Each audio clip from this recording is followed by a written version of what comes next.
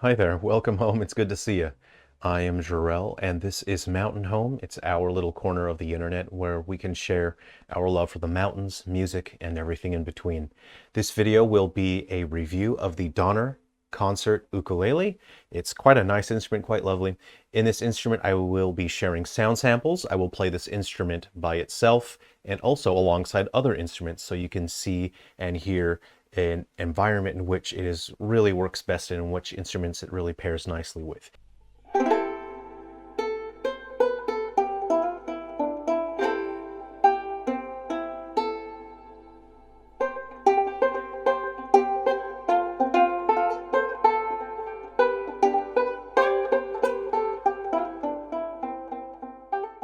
So the price range for this instrument, I purchased this online. It's around 100 US or so, but you may see the price vary depending on where you're looking. So this is an entry-level banjolele that I think is quite well priced for what you are getting. For the build materials, we have a coated Remo top, which is the most standard banjo head that you're going to find. It gives a balanced sound that focuses on nice warm mids. The sides are sapele, which is quite nice to look at. It's a warm color. The back is sapele as well, but I actually removed the back and I'll go into that a little bit later in the video. The neck is sapele. I really like the dark stain they've used here. And the fretboard is unspecified, but I have a feeling based on my observations of using other instruments that this is HPL, which is high pressure laminate. It consists of multiple layers of materials that are bonded together under high pressure. It makes for a very hard and durable material. So I've seen that used on other similar instruments, so I believe the fretboard is HPL. The bridge is specified as maple and an unspecified hardwood, which I believe is also HPL. It looks very similar to the fretboard there. And the nut is plastic, which isn't necessarily a terrible thing. In this situation, these instruments don't get much sustain anyway, and they are not designed for sustain. The material of the nut does not greatly affect the voice of the instrument. It really affects sustain, and in this situation, getting more sustain isn't really a big deal, and the amount you get would be so negligible because the instrument wasn't designed for sustain anyway. The scale length is 15 inches, which is standard for a concert scale ukulele, and the body size, which is the head of the banjo, is 8 inches in diameter. The gear ratio for the tuning machines is unspecified, but based on my experience with other similar instruments in this price range, it is likely 18:1, which is pretty good.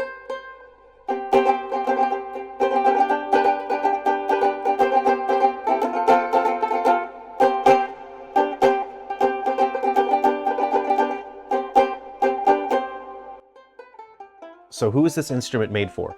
This is specifically made for ukulele players who want to have a banjo sound in their arsenal.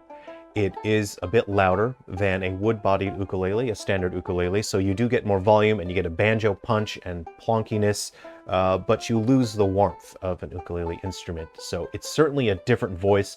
It adds some variety to your kit.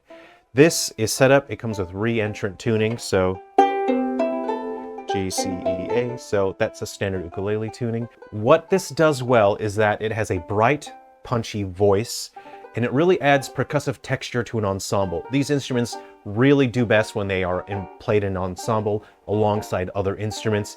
If you are playing alongside standard ukulele players who are using wood-bodied ukuleles, this does pair nicely. It really adds something to the texture. It is easy to play, and when I received it, it was set up quite nicely. The neck angle was fine. I didn't have to adjust the neck angle at all, and the string action, it's pretty good. The bridge is a little bit high. It's really not everyone is able to adjust the bridge height themselves.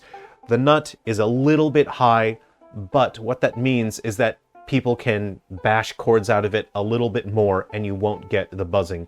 So I think this is designed really for people who just want to hit those chords and bash them out. What this does not do well is that it plays in a sound space that competes with the human voice. Its sonic range is really in the mid-range, and in terms of accompanying yourself, because it's so punchy, it's strident, it's plonky, and it does get quite loud in certain environments. And if you're just accompanying, if you're just playing by yourself, you're accompanying yourself and you're singing, it's a bit too punchy and loud, and so it's not a great instrument for accompanying yourself or accompanying one other person who is singing. So it's not ideal to sing along with. My recommended setup for this is that there isn't too much that needs to be done. The bridge does need to be manually placed. When I received it, it was shipped to me. It comes with a guide that shows you where to put the bridge, but I find those tend to be off a little bit. So it's always good for yourself, if you are new to playing banjo type instruments, that you learn how to adjust the bridge yourself, because from season to season you will likely need to adjust it. Other things that I would recommend is that you tighten the banjo head before you use it. Usually when these are shipped out, the head is not tightened fully, and that's because there is a risk of damage in transit, so usually they're not fully tightened. You will find that as you change from season to season, from summer to winter, you may need to tighten or loosen the banjo head. That's a topic for another day and another video. I can go into that if you would like. Let me know in the comment section if you would like to see a video, and I can share some guidance on when you should tighten or loosen the tension of the banjo head. So I mentioned before that I removed the rear plate, and that is because the rear plate actually really chokes the voice of the instrument. Every acoustic instrument requires airflow, and with that rear plate, there was no airflow, so it had a very choked sound. I removed the rear plate, but if you want to put the rear plate on to have more projection, which is, you know, in a more inaccurate way to describe that would be, you want your instrument to be louder, you know, to increase your projection so the sound reaches farther. You can put the plate back on, but I recommend getting longer screws from the hardware store. Make sure they're quite thin, you know, thin, very thin, short wood screws. And when you put that head plate, the rear plate back on, you can leave a gap of about that much.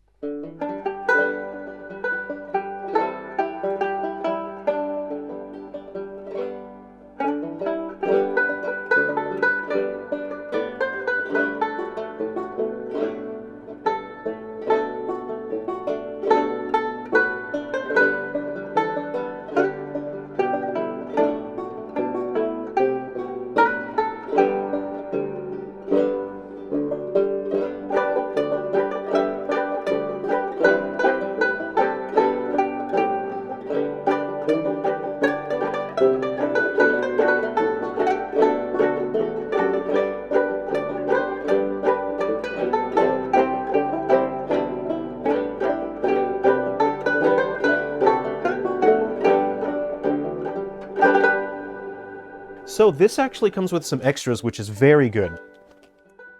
This, let's go ahead and open this. I actually didn't even open this. I sort of had to look at it from a distance. So this is not a terrible strap. This is nylon. And it has this sort of faux leather here, so it's actually quite nice. It's got the Donner brand just there. It's pretty thick nylon strap. It's adjustable with these buckles, which seems, yeah, this is fine quality. I would not be embarrassed to use this. It's understated and subtle. It's sort of a dark brown color to it. It's quite nice. What I am, okay, so I've just noticed this. I'm a little bit disappointed because I noticed many banjos in this price range do come with a strap button there, and you can attach the strap there. This one does not have that. So you're going to have to be a little crafty and figure out how you're going to attach this to this. What you can do is get a bit of lace, you know, like a thick string, and you can just tie it onto that hook there or something. These are not heavy instruments, so it's not that big of a deal. So you could tie it on there. So, okay, that's news to me. So the strap is not bad. You can use that. That's all right. It comes with a set of strings. This says nylon. Okay, that's nothing extraordinary, but it is good to have extra strings. It does come with a tuner, which is very nice, especially if this is sort of your first instrument and you don't have a tuner already. This is great. We have a couple picks in there. We have 3 picks. All right, we have 3 picks and this. Now, what is this funny little tool here? This, really what's most important here, you can see there's a screw on one end, but this is the tool you use to tighten. So righty-tighty, lefty-loosey. You can see that you use this tool, you turn it that way to tighten, and this way to loosen. And so that's an important tool. Make sure you hang on to that. I would keep that in the bag, which comes supplied with the instrument. This is quite a decent bag. There's nothing really wrong with it. It is actually padded, so it does have a significant amount of padding, enough to protect the instrument from a couple light bumps, but it is a soft case, so I would not treat it too roughly. I wouldn't hand it to an airline, but it does have a good pocket here. You can put your tuner, you can fit some accessories, a nice little snack, but certainly you'll want to keep that in there. Extra set of strings. So this is a pretty nice bag, and it fits in there quite snugly. I haven't had significant issues using the zipper on this thing, so that is a pretty decent bag. That's good. So my personal experiences with a Donner concert ukulele are that I've enjoyed using this instrument. It's comfortable to play, it's easy to use. I've only used it in living room situations, and that is because lately I've been playing in environments like pub environments, big sessions where there's a lot of musicians, restaurants, public places, and settings where I know for a fact this won't be loud enough. So now for the scoring criteria. Let's have a look and see what the scorecard for this instrument looks like. For the living room score, this banjolele earns a 4 out of 5. The ukulele reentrant tuning limits the range of what you can play, and the bright voice with mellow attack is very pleasant, so even if it's late at night, you can strum this out lightly, and it's just nice and pleasant to listen to. It is a little difficult to sing along with the instrument because of its sonic range, but that's all right. It's very pleasant. So this is where this instrument really shines, is in the living room.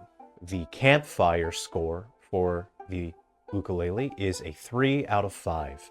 Because of the low projection, banjo instruments have low tuning stability outdoors, especially when you are near sources of varying temperature. So with inconsistent temperature situations like a campfire, you're going to find that the tuning on this instrument will go up and down quite a fair bit. So it's really not ideal, but if you take a seat back from the campfire, you can strum along a little bit, and it does have some punchiness to it. So if you don't have a ton of guitars to compete with, a campfire setting and front porch is just fine.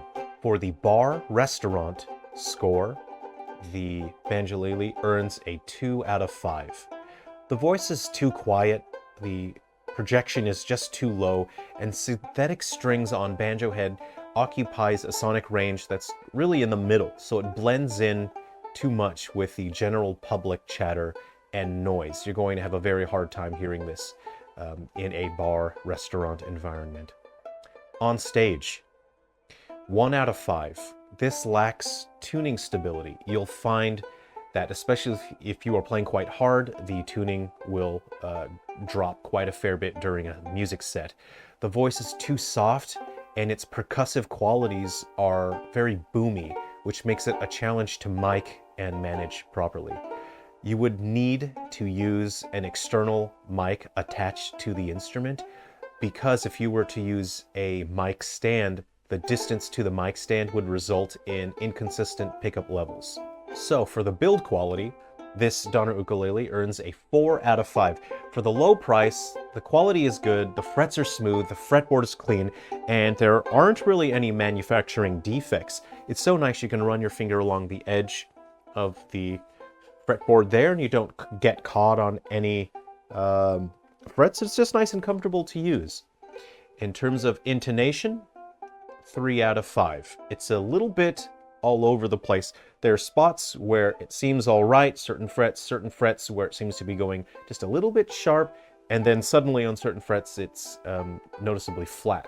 So the intonation isn't the best, but it's certainly not terrible. It's absolutely usable.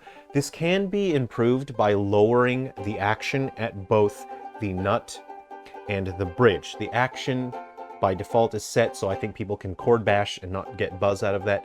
For me personally, I don't really chord bash. I play a bit more expressively. So me personally, I would lower the action on the nut and the bridge. That would certainly improve the intonation. So for value, for money, this instrument earns a 5 out of 5. This is such a good price for an instrument like this. It's good build quality, I wouldn't be embarrassed to play this in public.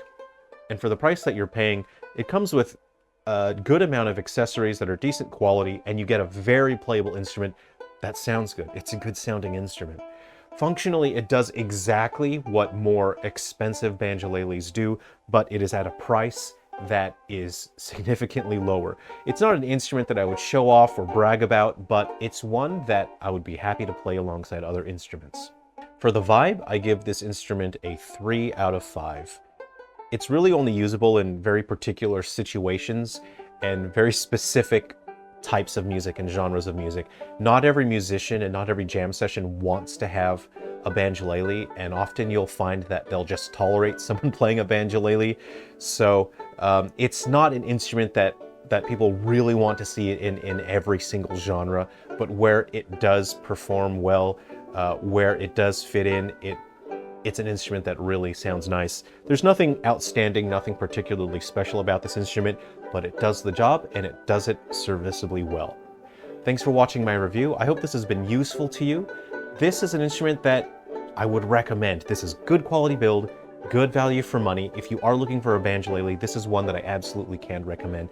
Let me know in the comments section if there is an instrument that you would like me to take a look at, and please let me know if this was useful to you.